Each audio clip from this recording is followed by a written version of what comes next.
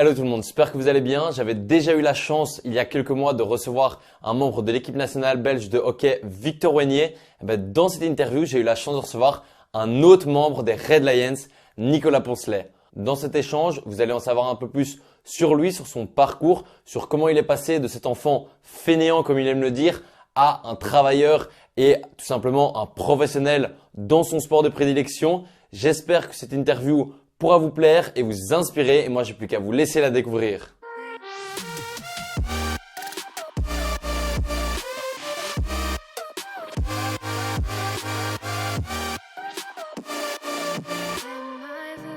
Nicolas Poncelet, j'ai 25 ans et je suis étudiant en coaching sportif. J'ai commencé le hockey quand j'avais 5 ans. J'ai joué au Léo jusqu'à mes 16-17 ans, je crois, voire même un peu plus en fait, 18. Puis là, j'ai fait un an, je suis parti jouer au Dragon à Anvers, où je suis devenu champion de Belgique pour la première fois, donc c'était cool. Entre-temps, j'avais fait l'équipe nationale jeune aussi. J'avais été jusqu'en moins de 21 ans, où on a eu la Coupe du Monde, ce qui était le vrai premier gros tournoi. On a malheureusement perdu en finale, donc une petite médaille d'argent quand même, mais on aurait aimé avoir celle un peu plus haut. Et puis je suis revenu au Léo l'année après mon année au Dragon. Je suis resté qu'un an parce que l'équipe a fort changé. Enfin bref. Et on est devenu champion de Belgique avec le Léo. Donc c'était la deuxième fois, c'est super cool. Surtout que c'était avec mon club d'enfance et tout, donc c'était un peu différent. Et puis après ça, j'ai signé cette année un nouveau contrat pour aller jouer en Hollande. Donc maintenant, je joue à Amsterdam. Et en parallèle, je fais l'équipe nationale belge adulte maintenant depuis 2017. J'ai eu un début de parcours qui était assez compliqué parce que physiquement, je n'étais pas vraiment prêt. J'ai souvent été plus jeune, j'ai été très fainéant sur le fait d'aller à la salle et tout ça. Donc, j'avais pris un peu de retard. Et c'est pour ça que quand j'ai intégré le noyau en 2017, je n'étais pas encore prêt à ce moment-là. Je n'ai pas quitté le noyau pour autant, mais j'avais aucune chance d'être pris à ce moment-là. Et donc là, maintenant, on continue et on est sur le chemin vers Coupe du Monde, Coupe d'Europe et les JO de Paris. Et on va tout faire pour participer à tous ces tournois. Ouais, mais du coup, tu as remporté en 2018 et 2019 avec les Red Lions. Alors ça, par exemple, donc je faisais les préparations et tout ça, mais je n'étais juste pas sélectionné pour les tournois. Mhm. Donc du coup, je me considère pas du tout comme champion du monde ou champion olympique et tout ça parce que j'étais pas sélectionné. Donc c'est leur titre. On fait ce qu'on peut pendant la préparation aux entraînements et tout, mais au final, c'est tout le mérite leur revient à eux. Quand t'es pas pris, ben tu gagnes pas. Donc Mhm. j'ai pas eu la chance de gagner tous ces titres avec eux. Bah, peut-être pour les années à venir. Ouais, on y croit. Et tu dirais que c'est vers quel âge que tu as eu cette envie de devenir professionnel? Euh, Ben, étant plus jeune, genre quand j'avais 15-16 ans et que je voyais les Red Lions jouer, c'est vrai que ça me donnait déjà envie de le faire, mais ça paraît en même temps assez loin. Euh, donc une fois que j'ai commencé, que j'ai fait mon premier stage en 2017 avec eux, c'est vrai que ça m'a excité. Je me suis dit, ben, écoute, pourquoi pas faire le truc à fond et tout. Et c'était peut-être un peu trop tard pour moi à ce moment-là, parce que du coup, j'avais quand même pas mal de retard physique à ce moment-là. Mais je dirais qu'à partir de 2017, ça m'a vraiment donné envie de faire ça à fond. Et puis, je me suis mis à bosser. Et petit à petit, ça paye. Pas encore assez, mais ça Et, arrive. et dans ta jeunesse, que ce soit l'enfance ou l'adolescence, tu dirais que tu étais quel genre d'enfant en termes de caractère? Tu disais fainéant, est-ce que tu étais déterminé, rêveur, un peu savoir ton caractère? Alors, fainéant, ça je l'ai déjà dit. Mais ça dépend pourquoi. Les choses qui me plaisent, je les fais à fond, j'adore. Je suis d'ailleurs quelqu'un qui, quand j'ai un truc que j'aime bien, ben, je fais le truc à l'extrême, je le fais à fond. Par exemple, j'ai commencé le golf, je crois que c'était l'année passée, ou il y a 2 ans pendant le Covid. Et je me suis mis à jouer tous les jours non-stop. J'ai joué pendant un an complet. Et puis là, je n'ai plus joué depuis un an de nouveau. Donc, dès que je trouve un truc, j'ai regardé le sportage, par exemple, qui s'appelait par rapport au fait d'être végétarien et tout ça, The Game Changer. Ah ouais, ouais. Et je suis passé végé du jour au lendemain pendant 3 mois. Tu vois, et donc, quand j'ai un truc qui me plaît, ben, je fais à fond. Super mauvais perdant. Ça, c'était vraiment, vraiment trash parce que, par exemple, avec mon père, on jouait beaucoup au foot pour rigoler ou quoi. Mais c'était impossible. Si mon père me battait, je pleurais et je voulais continuer à jouer jusqu'à quand je pouvais le battre. Et donc, à la fin, il me laissait gagner, sinon c'était interminable, quoi. Donc, super mauvais perdant. C'est d'ailleurs pour ça que j'ai commencé le hockey. C'est que tout ce que je perdais quand j'étais plus jeune, je pleurais, quoi. Donc, ils m'ont mis dans un sport collectif pour m'apprendre à perdre. Je pleure plus, mais je suis toujours aussi mauvais perdant. Donc, ça a en partie aidé, mais ça n'a pas résolu complètement le problème. Et en termes de sacrifices ou d'obstacles que tu as rencontrés pour en arriver là où tu en es aujourd'hui, tu dirais que c'est quoi? Étant jeune, tu as toujours ce truc de... Tu as tes amis qui font la fête tout le temps et tout. Donc, tu as ce côté, quand tu es jeune, tu fais quand même la fête aussi. Mais il y a un moment où tu dois... C'est sûr qu'il y a des fêtes, tu vas en rater la veille des matchs ou des trucs comme ça. Donc, ça, c'est un sacrifice qui, au final, une fois que tu es le jour de ton match, tu es très content d'être là et de ne pas avoir fait la fête. Le jour de la fête, ça te fait un peu chier de la rater, évidemment. Mais voilà, il n'y a pas moyen de faire autrement. Tu sais que c'est comme ça si tu veux faire le truc à fond. Et sinon, je dirais que c'est énormément d'entraînement. Et donc, je voyage. J'ai la chance de quand même beaucoup voyager, mais c'est un truc que j'aimerais faire encore plus. Donc, si j'avais pas, on voyage avec le hockey aussi, mais c'est pas exactement la même chose. Euh, donc, c'est vrai qu'on a des périodes, que ce soit pendant l'été où on a des tournois, on s'entraîne un peu comme des chiens pour les tournois. Et donc, on a peut-être moins de vacances que des personnes normales.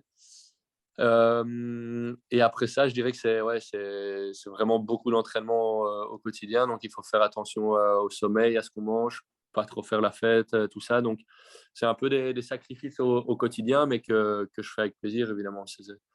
J'aime être sur le terrain et m'entraîner, donc c'est pas quelque chose qui me coûte vraiment. Et justement, une journée type en termes d'entraînement, ça ressemble, ou une semaine type, ça ressemble à Ouais. quoi? Alors ça dépend vachement de si on a des tournois qui arrivent ou pas. Donc, par exemple, si on a l'année olympique, c'est un programme un peu à part où on a entraînement le lundi toute la journée, le mardi toute la journée, mercredi toute la journée, jeudi toute la journée. Le vendredi, généralement, on est en repos, mais donc du coup, on doit s'entraîner en club. Le samedi, c'est notre seul jour sans activité physique et le dimanche, on a match en club. Donc, c'est 2 sessions le lundi, que ce soit fitness et hockey. Le mardi, on a 2 sessions de hockey. Le mercredi, c'est généralement hockey fitness. Et le jeudi, ça dépend. Souvent, une hockey, une fitness ou encore de nouveau 2 hockey. Ce qui nous fait déjà 8 sessions en 4 jours. Le vendredi, tu rajoutes un entraînement, ça fait 9. Et puis le dimanche, ton match, ça fait 10 sessions sur la semaine. Ouais. Donc, ça, c'est chargé. Et après, par exemple, en ce début d'année où on n'avait pas trop de tournois et tout ça, c'est plus léger. On avait juste fitness le lundi. Le mardi, on avait une session de hockey. Et puis, tu t'entraînais en club, a priori. Le mercredi, tu avais une session de fitness de nouveau. Et puis, tu faisais jeudi, vendredi en club. Et donc, tu te retrouves avec 5-6 sessions au lieu de 10. C'est quand même beaucoup plus léger. Ouais. Et justement, avec tout cet entraînement que tu as, sûrement même en étant jeune, vous avez plein d'entraînements. Est-ce qu'il y a un moment ou plusieurs moments dans ta carrière où tu as eu, je sais pas, ce sentiment de trop-plein, où tu as eu cette envie d'arrêter, de tout laisser tomber, où tu as toujours été déter dans ton objectif? Eh ben, quand j'étais jeune, ça m'a toujours plu. Je ne le voyais pas comme une contrainte, mais c'est vrai que j'avais moins d'entraînement aussi. Et depuis que je suis en équipe nationale, c'est différent. Je me suis vraiment, bon, c'était déjà le cas en jeune, mais j'ai vraiment des vrais amis dans cette équipe. Et donc, malgré le fait qu'on doive beaucoup s'entraîner, je suis vraiment content, entre guillemets, à chaque fois de voir tout le monde. Donc, même si j'ai un peu un trop-plein de hockey et que j'ai pas trop envie de m'entraîner, je suis quand même content de voir mes amis là-bas. Et donc, j'ai jamais un jour où j'arrive là-bas, que je râle et que je parle pas trop avec les gens. Donc, Mmh. même si le hockey, j'en ai beaucoup, je suis content de voir les gens et l'environnement dans lequel on est vraiment top. Donc, ouais, c'est sûr que des moments où j'en ai marre du hockey, ça m'arrive. Mais ça fait partie du métier. Et voilà, tout peut pas être rose tout le temps. Et on sait qu'il y a des moments où ça va être moins chouette et il faut faire un peu des sacrifices, mais ça en vaut la peine. Ouais. Et justement, est-ce que, parce que je sais que quand on compare par rapport au foot et tout ça, est-ce que là, tu sais vivre du hockey parce que tu dis que tu fais des études Ouais. à côté. Est-ce qu'on sait vivre quand on est dans l'équipe nationale belge pleinement du hockey? Alors, c'est toujours une question très délicate hein, par rapport à l'argent et tout ça, et tout le monde compare toujours au foot. C'est vrai que, pour être honnête, on gagne pas du tout ce que gagne un joueur de foot. Euh, le truc, c'est qu'on cumule un salaire avec l'équipe nationale et un salaire avec le club, ce qui fait qu'il y a moyen d'en vivre. Après, si on gère pas intelligemment notre argent et qu'on fait un peu n'importe quoi, qu'on n'investit pas ou des trucs du style, c'est bien beau jusque 35-40 ans et puis après ça, tu n'as plus un rond. Mhm. Donc, pour l'instant, je vais parler pour moi, je n'ai pas à me plaindre. Il faut essayer de gérer ça intelligemment, évidemment, et d'investir tant qu'on le peut. Et après ça aide pour la suite. Pour ma part, je crois que, et en fait, j'en suis sûr, j'aurai besoin de travailler plus tard. Mais c'est sûr que pour le moment, c'est confortable et c'est vrai que ça m'aide à me lancer petit à petit et vers, je sais pas, je dirais entre 30 et 35 ans, alors que j'arrêterai ma carrière en équipe nationale. Là, il faudra que je trouve un boulot pour combler ce trou que ça fera financièrement. Mhm. Et tu arrives facilement à gérer le fait de faire des études et à côté devoir t'entraîner autant? Alors, pour être honnête, ma première année s'est très bien passée parce que j'avais moins d'entraînement en équipe nationale. Donc, j'ai passé une année correcte où j'ai passé tous mes examens, j'ai réussi sans trop de problèmes. Et puis, à partir de ma deuxième année, j'ai commencé à faire des allègements parce qu'on avait trop d'entraînement. Donc, j'ai fait ma deuxième année en 2 ans, mais ça s'est bien passé. Et là, depuis les 2 années où on avait les Jeux Olympiques, donc 2020 et 2021, on avait tellement d'entraînement que ça fait 2 ans que j'ai plus été une fois en cours. Donc à ce niveau-là, c'est compliqué parce que du coup, je connais même plus beaucoup de gens en cours qui Mhm. peuvent m'aider par rapport aux examens. Je connais même plus tellement les profs, à part certains qui connaissent le hockey avec qui je suis en contact de manière générale. Du coup, là, je passe mes examens, mais sans aller en cours, quoi. Donc c'est assez compliqué. Surtout que généralement, les périodes d'examen qui sont janvier et juin, on est full d'entraînement. Je fais comme je peux. Je vais jamais en cours parce que j'ai pas le temps, ça c'est sûr. J'essaye de rester informé, mais comme je dis, comme je connais plus personne en cours, vu que j'y suis jamais, c'est difficile. Et j'essaye de passer mes examens en travaillant depuis la maison avec les plateformes en ligne et tout, mais c'est pas facile. Ouais, pas évident, mais tu t'accroches, quoi. Ouais, exact. Et tu dirais que c'est quoi les qualités les plus importantes en tant que hockeyeur, que ce soit mental ou physique? Parce que l'aspect mental est évidemment hyper important dans le monde Ouais. pro. Alors, je dirais que physiquement, de plus en plus, ça devient difficile. Enfin, les équipes, je veux dire, et les joueurs de manière générale sont de plus en plus développés physiquement. Donc, je dirais que la rapidité, c'est quand même quelque chose qui aide énormément dans le jeu. Il y a certains joueurs qui sont pas spécialement hyper doués techniquement et tout ça, mais qui, avec beaucoup de vitesse, s'en sortent très, très bien, même à haut niveau. Et puis, c'est un sport d'équipe, hein, donc mentalement, tu auras toujours des caractères différents. Tu vas en avoir qui vont, je sais pas, être très râleurs, d'autres qui vont être très calmes, d'autres qui vont gueuler. Et je dirais qu'il n'y a pas spécialement il y a pas spécialement de meilleur caractère à part le fait de jamais abandonner. S'il y a un truc qu'il faut retenir, c'est si tu as toute une équipe avec des gars, peu importe les caractères, qui abandonnent jamais et qui y croient toujours, ben, ça fait vachement la différence. Donc, je dirais que si physiquement, il faut évidemment de l'endurance et de la rapidité, et si avec ça, tu mets une petite touche de jamais abandonner, toujours y croire, ça fait la soupe parfaite. Et justement, en parlant de mental, est-ce que tu le travailles à côté ou tu travailles pas du tout ton mental? Pour être honnête, pas tellement. Après, c'est peut-être aussi parce qu'on est dans une période là, depuis quelques années où tout réussit à l'équipe. Donc, entre guillemets, on peut se dire que tout fonctionne bien, etc. Et que donc on n'a pas trop de ce truc. Mais en jeune, c'est quelque chose qui est très fréquent dans l'équipe nationale jeune de hockey. C'est on a des coachs mentaux et on apprend à connaître les autres, à s'ouvrir, à analyser qui on est. Là, récemment, par contre, avec l'équipe nationale adulte, on a eu un coach mental, une sorte de coach mental pour analyser les caractères de chacun et tout. Mais je suis pas spécialement, enfin en tout cas personnellement, je suis pas spécialement convaincu de ça. C'est pas quelque chose qui me botte plus que ça. Mais voilà quoi. Mhm. Et tu dirais que c'est quoi, si tu avais une chose à dire, la chose la plus dure dans la vie d'un athlète pro, ce serait quoi? Euh, J'en ai deux qui pour moi sont un peu les mêmes. La première, c'est qu'il faut quand même faire beaucoup de sacrifices au niveau de la vie sociale, que ce soit les dîners, les fêtes avec les copains. Il faut en rater une bonne partie parce que autant tu pourrais te dire que tu peux aller faire une petite fête avec tes amis et le lendemain aller travailler avec un peu la gueule de bois ou quoi. Quand tu fais du sport de haut niveau, c'est impossible. Donc, ça, c'est un sacrifice à ce niveau-là. Et puis l'autre, ça se rejoint un peu, mais c'est la vie sociale de manière générale. Quand tes amis partent en vacances ou quand tu, je sais pas, même étudier, ça paraît con, mais c'est un truc qui est quand même chouette. C'est compliqué pour nous de le faire. Donc, la vie sociale et en fait, de manière générale, c'est la vie sociale de devoir Mhm. faire quand même pas mal de sacrifices quant au nombre d'entraînements qu'on a. Ouais, d'office. Et j'aimerais avoir ton avis sur le talent, si selon toi ça existe et si tu y crois, si tu y crois pas. Un peu ton avis là-dessus. Le talent, j'y crois vachement. Je crois qu'il y a des joueurs qui ont des capacités innées qui sont comme ça. Il ne faut pas chercher plus loin. Il y en a qui ont plus de talent que d'autres. Après, c'est sûr que le travail fait beaucoup aussi, de plus en plus d'ailleurs. Mais je dirais que déjà au plus jeune âge, tu peux voir ceux qui ont des gros potentiels pour devenir des gros joueurs.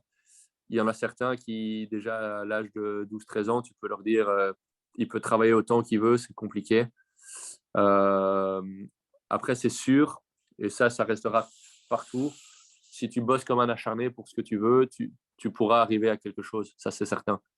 Mais je dirais qu'il y en a qui sont prédisposés à, à, avec ce talent-là, à devenir un grand joueur ou quoi. Mais de Ouais. nouveau, il y en a pas un qui va sans l'autre. Si tu es très talentueux mais que tu ne travailles pas, tu n'y arriveras jamais. Si tu n'as pas de talent et que tu bosses comme un chien, tu vas arriver à quelque chose, mais peut-être pas au top non plus, quoi. Mhm.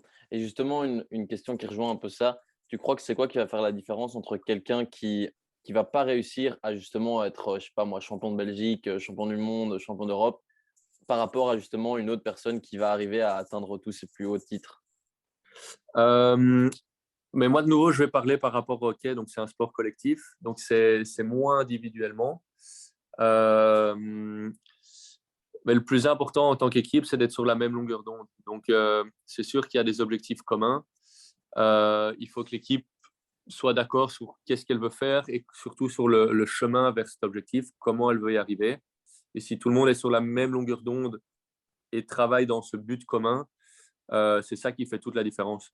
Si tu regardes un peu les équipes qui ont du mal à faire des performances ou quoi, c'est souvent parce qu'il y a des problèmes au sein de l'équipe, que ce soit par rapport au coach, par rapport aux joueurs entre eux.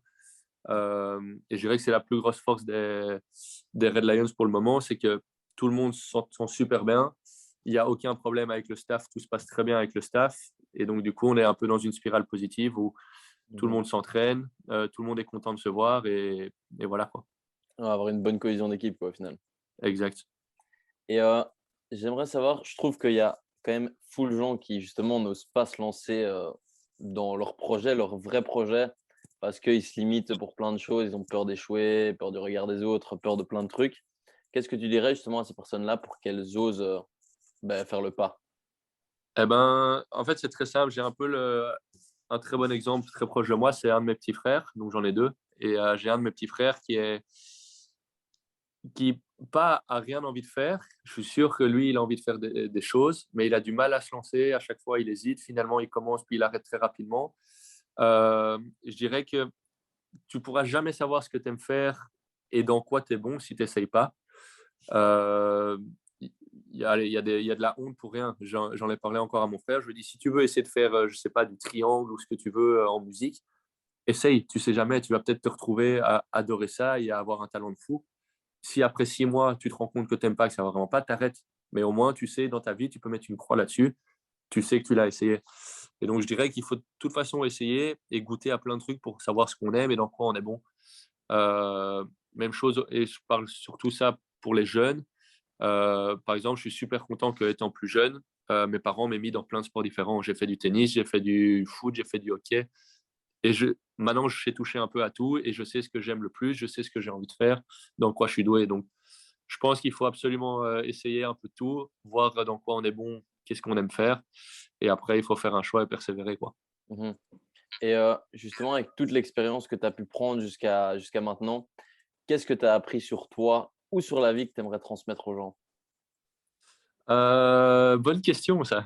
Euh, Qu'est-ce que je vais dire? Euh, je dirais que du coup, du fait que j'étais assez fainéant, euh, mais assez talentueux quand j'étais jeune, le talent tout seul, c'est pas assez. Donc, peu importe ce qu'on entreprend, il y a toujours un moment où ceux qui travaillent plus à côté finiront par faire la différence. Donc, si on aime vraiment quelque chose, il faut vraiment se donner les moyens d'y arriver et faire quelque chose à moitié, on va jamais sortir gagnant de la situation. Donc, s'il y a quelque chose qu'on aime vraiment, c'est de se donner à fond, se donner les moyens d'y arriver. Et il n'y a que ça qui paye. Et voilà, c'est la fin de cette vidéo. J'espère qu'elle vous aura plu. J'espère qu'elle pourra vous motiver à vous aussi oser vous lancer pour réaliser vos rêves. Encore une fois, n'hésitez pas à vous abonner à ma chaîne YouTube si ce n'est pas déjà fait, à activer les notifications pour ne louper aucune de mes prochaines vidéos, à liker, commenter et partager la vidéo autour de vous. Et moi, je n'ai plus qu'à vous dire à très vite pour une prochaine vidéo. Ciao!